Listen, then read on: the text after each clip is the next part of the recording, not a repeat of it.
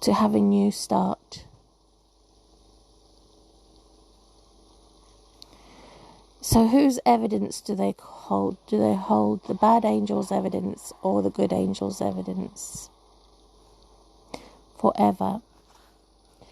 As the majority who are in my area, I think they are probably of the far right, not the far left, for my neighbours. And then there is the snow, and the fern trees in the cold weather. So this was me. I was part of the snowman system.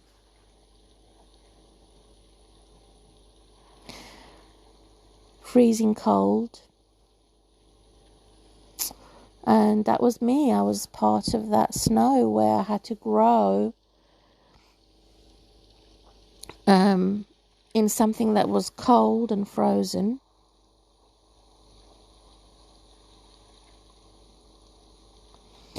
And yet there was life, with the symbolic to the tree,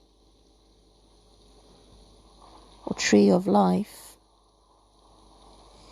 As the ferns there's something can grow in the cold, in order to be a humble sinner. Until God said, no more, you don't have to be humbled anymore. You've suffered enough. And God gave me the hat and the scarf to keep warm, which is symbolic to a crown that I'm wearing on my head here. And the leaf is telling the bad lot, the majority, to leave.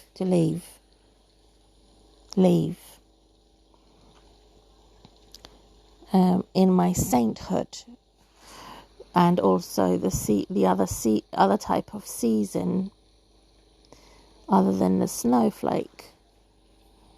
So there's another type of season. So where God is in control, and probably more activated, is in the cold, not in the warmth. Because God and the holy angels are looking at who's going to be more repentant, who's going to be reformed more. Then all the angels in heaven celebrate for even one snowflake, or even one individual who is of the snowman system, that is a humble sinner. That is even more important compared to the non-humbled individual. I mean, those that don't have to be humbled anymore, the saints. So one humble sinner is more important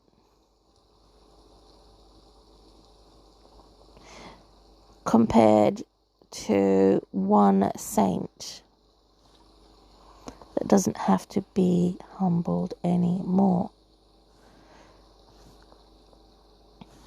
And it's amazing that how God measures a course of individual souls as a snowflake.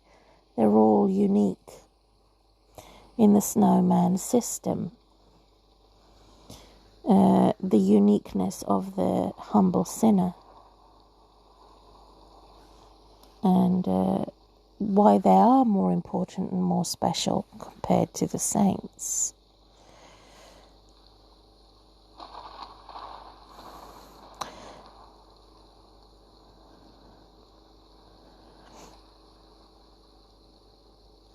So my guess for my party, for my new age, I was 45, is saying that my guests are more important than me, obviously. And those who haven't judged me wrongly through identity politics, through observing me by my neighbour's word and by my slave masters, and those who are not looking to use my history records against me, where God has already forgiven me and doesn't know what they're talking about. And number 4, those that are not going to assume something is looking more at the fiction rather than facts, which is totally immature. So they're my guests for my party for raw data of how I'm enjoying my life, what I want in my life where everyone can agree, and not have any guests on those that are uncertain, that are experimenting with me, that are making me to come out as an error or faulty equipment because of my disability. Not those. I want nothing to do with them. I don't want them as my guests. Who are experimenting with me, making error in judgment, and using my disability as a type of a fault with me, that is somehow my fault that I'm disabled, which is biased, misrepresentation and discrimination and disrespect. I don't want to have anything to do with these people, and yet I'm being forced to live with them. I'm forced to live in darkness, to live with my enemy, to sleep with my enemy, to have a relationship with my enemy who hates religion and hates anything to do with God. So that makes them prejudiced. So they discriminate and disrespect. They want to discipline me by persecuting me as a Christian. So evil discipline, evil punishment, to put their guilt and their shame on me.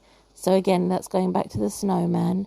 It's not about the fact that the snowman is symbolic to the sinner. No, it's not the snowman that's symbolic to the sinner. It's not the snow. So the snowman is symbolic to the humble sinners. I call them Christians or any other religious place. The actual sinners that don't want to repent and they don't want to reform, that are prejudiced, are symbolic to the buttons and the facial features we use for the snowman. The humble sinners, however, don't have a face, they don't have a head. They are living as a curse. So the blessed are living as the cursed until God provides them their head and a warmth and a hat. In other words, a crown. So it is possible for strong facts to be put forward for those that don't accept religion, who are godless, by the help of correct political identity, where the far left and the far right is not mixed up. They remain separated. They cannot be a bit of both. Because you either think with the left side of your brain or your right side of the brain. So the strong possibility of having these facts with the support of the correct type of government, which is not corrupt, it's the other type of government or other type of education, which is separate from the corrupt government, which is separate from the corrupt education based on lies.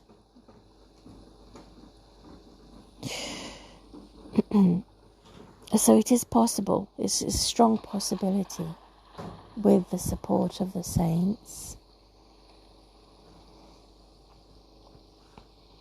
So God is watching for these possibilities.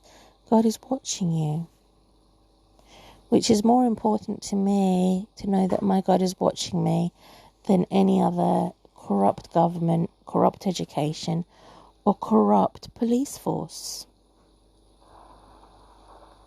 Corrupt celebrity. To pinpoint the corrupt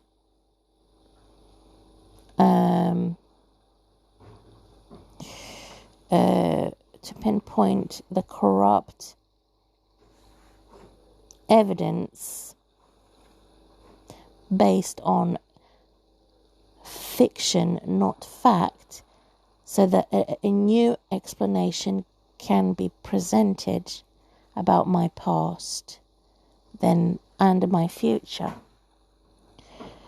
So a new explanation, because it has been a partial judgment, as I say, to favour and to force this partial judgment and favour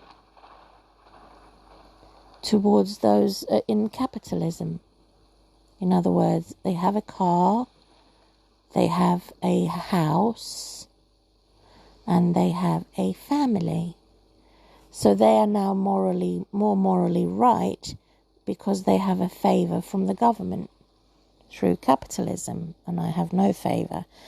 According to a system, a snowman system, that persecutes God's religious people that have got favour, and a sense of relief to say I'm being persecuted and they're prejudiced and they're accusing me of faults that they have imagined. They're insulting me about faults that they have created. So they're double trouble. So this evidence that they're using based on fiction, evidence based on fiction, not fact, is a double trouble, is the majority.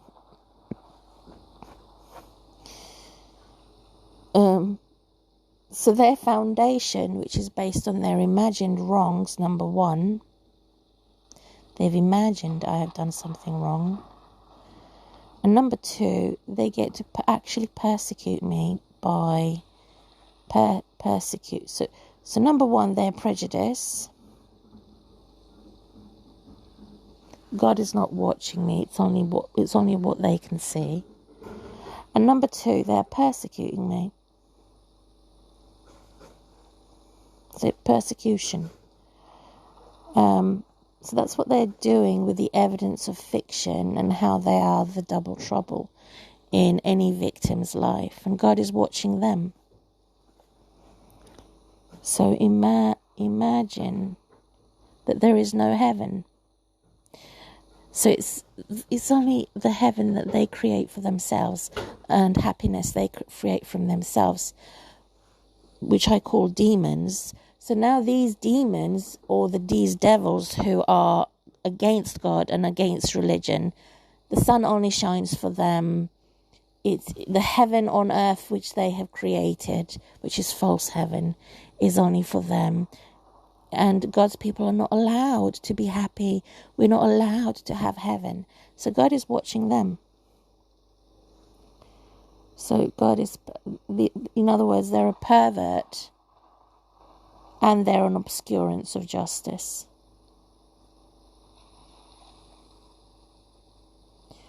So number one, how are they a double trouble? They're a pervert and they're a pervert of justice, an obscurance of justice, which is the core and the centre of what the corrupt government has created.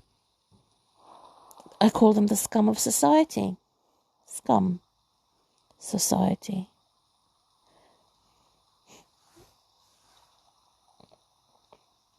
So they imagined wrong with prejudice and they persecute religious people.